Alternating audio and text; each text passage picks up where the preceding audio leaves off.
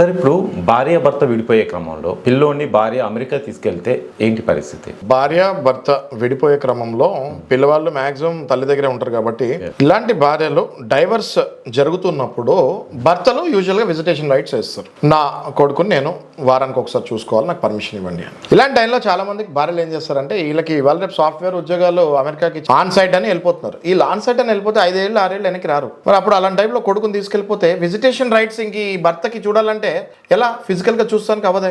ఇలాంటి టైంలో ఏం చేయాలంటే భర్త కోర్టుని అప్రోచ్ అయ్యి నా పర్మిషన్ లేకుండా నా కొడుకుని భారతదేశం నుంచి బయటికి ఎక్కడికి తీసుకెళ్తానికి వీల్లేదు అని చెప్పి ఒక అప్లికేషన్ వేసుకొని కోర్టు నుంచి పర్మిషన్ తెచ్చుకోవచ్చు. అప్పుడు కోర్టు ఏమిస్తుంది, అమ్మాయికి ఇచ్చే ఆర్డర్ ఏంటంటే మీరు మీ పిల్లవాడిని అవుట్ ఆఫ్ కంట్రీ తీసుకెళ్తానికి వీల్లేదు అని ఒక ఆర్డర్ ఇచ్చేస్తుంది.